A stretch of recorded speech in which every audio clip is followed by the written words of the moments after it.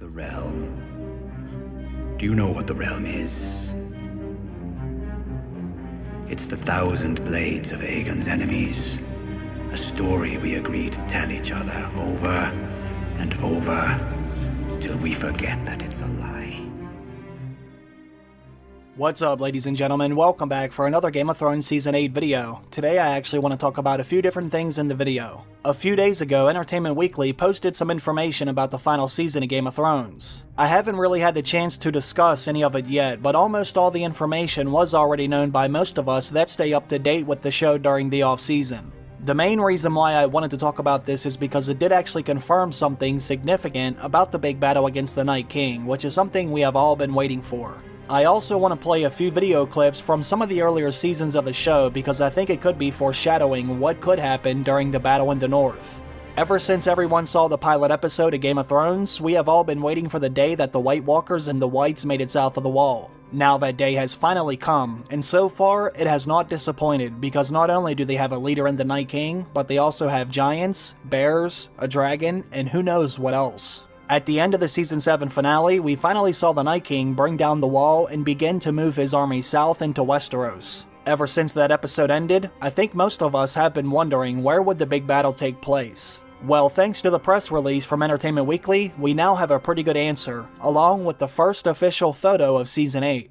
The photo really doesn't reveal any new information. In fact, it looks like they're wearing the same outfits from Season 7, although they do have a few minor adjustments. But now I want to get into some of the good stuff. As you all know, Jon Snow and Daenerys Targaryen are currently on their way to Winterfell to prepare for their fight against the Night King. But little do they know, the Night King is already on his way south. The Night King was able to bring down the wall at Eastwatch by the Sea, and now he's heading south with his dragon, giants, White Walkers, and nearly 100,000 Whites, according to Daenerys Targaryen. The Night King is advancing south, while Jon and Daenerys are heading north. These two parties are on a collision course that will end in death and destruction at the Stark's castle in Winterfell. Now, the reason why I wanted to discuss this today is for two different reasons. One of the reasons is because of the most recent press release that was posted online by Entertainment Weekly. I would not really consider any of this to be spoilers because HBO did give them the green light to publish the information. Not to mention, most of us already knew this anyway because I have reported on nearly all of this in previous videos already. But according to Entertainment Weekly, the opening scene of Season 8 will take place in Winterfell. What's interesting about this release is it actually goes into detail about some of the renovations they've made to the castle. And in my opinion, I think they done this for one reason in particular. I'm sure most of you can imagine, after I read the article, I got very excited because it did fall in line with many of my own beliefs about the final season, which I have shared on this channel quite a few times. The main battle with the Night King will take place at Winterfell, which I did say for over a year now, but I think the article helps back it up even more, so let's take a quick look at what it says. Last April, a crew member revealed that Game of Thrones had wrapped 55 night shoots while filming a battle. Media outlets around the world ran stories saying the final season's battle took twice as long as the 25-day shoot for Season 6's climactic Battle of the Bastards. This wildly understated what really happened. The 55 nights were only for the battle's outdoor scenes at the Winterfell set. Filming then moved into the studio, where Sapochnik continued shooting the same battle for weeks after that. It's brutal, Dinklage says. It makes the Battle of the Bastards look like a theme park. The battle doesn't just have one focus either, but rather intercuts between multiple characters involved in their own survival storylines that feel like its own genre. Having the largest battle doesn't sound very exciting. It actually sounds pretty boring, Benioff says. Part of our challenge, and really Miguel's challenge, is how to keep that compelling. We've been building toward this since the very beginning. It's the living against the dead, and you can't do that in a 12-minute sequence. To help pull it off, the production hugely expanded its set for the Stark ancestral home of Winterfell, adding a towering castle exterior, a larger courtyard, and more interconnected rooms and ramparts. Strolling around the new Winterfell was like wandering a sprawling, immersive medieval resort compared with its previous Days Inn-like scale. The ground is covered with snow and blood. The air is thick with smoke from the fire pits. You can turn any direction and only see more Winterfell. It's easy to feel like you somehow wandered into Westeros. So as you can see, it is now confirmed. The biggest battle in Game of Thrones history. What I mean to say is, The biggest battle in television history will take place in Winterfell, which makes perfect sense because this is where it all started, and this is where it will end. Obviously, Winterfell will come under attack by a force unlike anything we've ever seen. The Stark's family home will erupt into chaos as the Night King and his army try to overrun the ancient castle. What makes this battle even more interesting is because of the Stark's connection with the Night King. In my opinion, Winterfell isn't just the home of Jon Snow and the other Stark children, but at one time it was also the home of the Night King, because I do believe he was a Stark. He was actually one of the very first Starks, who most likely assisted in securing this location for the castle. This isn't just a battle of the living versus the dead, but it's also a battle for who is truly the king in the north, and the rightful heir of Winterfell. But who will come out on top, Jon Snow or the Night King? One of these characters will not make it out of this battle alive. You don't film a battle that's twice the size of the Battle of the Bastards for it not to have an epic conclusion at the end of that episode. They made Winterfell nearly twice as big as it previously was, because the battle is taking place in that location, so I highly doubt they will have the battle end anywhere else. Now, the other reason why I wanted to talk about this is because of some potential foreshadowing from some of the earlier seasons. If you've been keeping up to date with all the spoilers, then you would already know some of the things that would happen at Winterfell.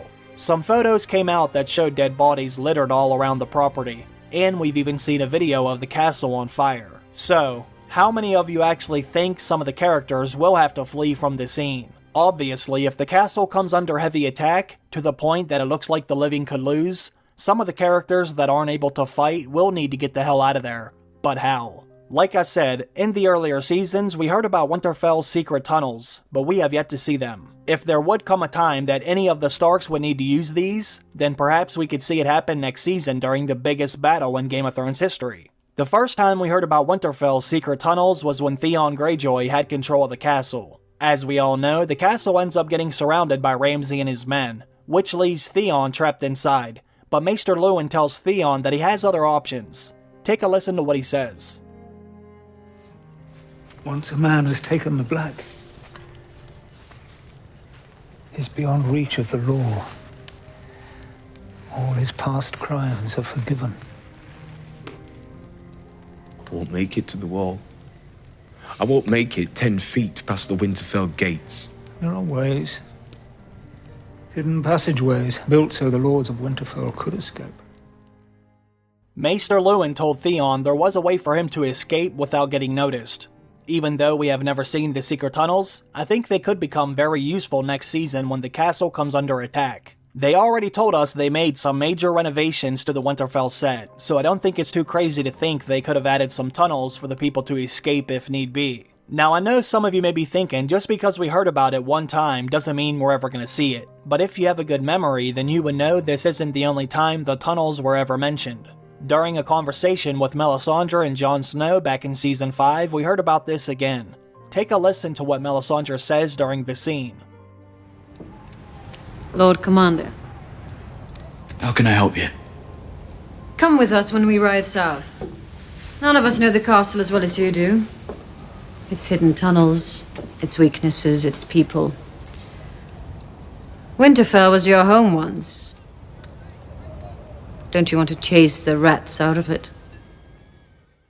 As you can see, Melisandre talks about Winterfell having secret passages as well, but is it just a coincidence? I imagine there will be a lot of characters at Winterfell that aren't exactly prepared to fight the dead. I don't think we will see characters like Sansa, Missandei, or even the Maester pick up a sword. So if they have tunnels under Winterfell, this would be the perfect opportunity for us to finally see them get put to good use. Depending on how the battle turns out, we could see all of the main characters go into the tunnels, if they aren't flying on any of the dragons. But when you consider the fact that they spent over 55 nights filming the battle at Winterfell, I really can't imagine any of our favorite characters turning and running away. The Night King must be stopped as soon as possible, and I happen to think the Night King falls right here, where Winter has fell before. I've said it a dozen times, but I'll say it again, just in case this is the first time you're watching one of my videos. In my opinion, Winterfell will not fall, but the Night King will. The Winterfell castle has been here for thousands of years, and it will remain here even after the show ends. This was also foreshadowed during the same scene with Theon Greyjoy. First time I saw Winterfell, it looked like something that had been here for thousands of years. And would be here for thousands of years after I was dead. It doesn't really matter how big the Night King and his army is. He's not going to be able to take the castle, because as long as a Stark remains in Winterfell, they will stop the Night King from making it any further south than this. I happen to think that motto dates all the way back to the first long night, when winter fell upon Westeros. The same thing goes for House Stark's ancestral Valyrian steel sword, Ice. There is a very good reason why their sword had that name, and you can all guess what that is. It has a deep-rooted history with the White Walkers, just like everything else that has to do with the Starks. It has to be a member from this house that stops the Night King from advancing any further. That's why everything about that house dates back to the Age of Heroes, when the White Walkers came for the first time. Think about it like this. House Stark was founded directly after the Long Night ended. As soon as the White Walkers fled back to the far north, the wall was constructed, then Winterfell was built. They knew it was only a matter of time before they came again. That's one of the reasons why the wall was put there in the first place. But they needed something else. What happens if the White Walkers make it past the wall? We need to build something else very close, just in case they do knock it down. So what do they do next? They build Winterfell, and the Starks are now in charge of protecting the North. And what do they make their house words? Winter is coming, because they knew one day they would return. So what do they always make sure to say to every member of the house? A Stark must always remain in Winterfell, because when this day comes, you will need to be the one to stop them. After the wall falls, we are the first line of defense. Okay, so now that we do all that, how do we stop them? Obviously, House Stark would need a very special weapon to do this, because regular weapons do not work. This is when the origin of House Stark's ancestral sword begins. That sword is called Ice, and that name dates all the way back to the Age of Heroes. Even though their current sword was only 500 years old, it was the actual name of the sword that symbolized what was needed to defeat them. A special weapon that is carried by someone in House Stark. But the only problem is, everyone forgot about all this over time. After thousands of years started to pass without any signs of the White Walkers, the Starks started to get too comfortable, and they forgot. Winter is coming no longer had the same meaning. They always said a Stark must always remain in Winterfell, but they never really knew why. But this is something Bran Stark can see in a vision next season. The North remembers after all, and the weirwood trees remember too. Bran can actually go back and see the true purpose of his entire house and everything about them. It's not a coincidence that Bran Stark and Jon Snow are the closest connected characters to the Night King. This is their destiny, and it was all set in motion the day House Stark was founded. This shit goes deep. Winterfell also has its own magic built into the castle, not only because of the weirwood tree and the godswood, but because the castle was also constructed with the help of the Children of the Forest. Now we are told Winterfell was built by Brandon the Builder with the help of the giants, but we are also told they were the ones who built the wall with the help of the Children of the Forest. They had woven their magic spells into its foundation, and I'm betting they did something very similar to Winterfell. I think this all connects to the reason why a Stark must always remain in Winterfell, because one day winter would come, and they would need to be right in position to stop it from laying its darkness all over Westeros. It's not a coincidence that old Nan told Bran Stark the story about the White Walkers coming when he was in this very castle. That wasn't just some bedtime story, that was actually preparing Bran Stark, and us as the audience, because it would eventually happen one day, and Bran Stark needed to be here when that day comes. He did go on his journey beyond the wall, and he found out what winter is coming truly meant, but now he has made it home for his final act. Fortunately for the Starks, all of the remaining members of the house are now in the same location, and it couldn't have happened at a better time. We know the Night King is on his way, but he will not be able to defeat all the Starks when they are in the North together. The lone wolf dies, but the pack survives. The opening scene of the show began with us getting our first glimpse of what lied beyond the wall. We were shown the threat immediately, and that's when the countdown began. We knew at that moment there was something extremely dangerous on the other side of that big-ass wall, and if they ever made it south, it would be a serious problem for the people of Westeros. But we were given the answer to that problem in the very next scene. After they are introduced, we are shown Winterfell. But why? Because they are connected to each other. But can you guess which characters we see first in Winterfell? Jon Snow and Bran Stark. Anyways, I just wanted to go over some of the information from the press release because it did confirm the location of the Great War against the Night King.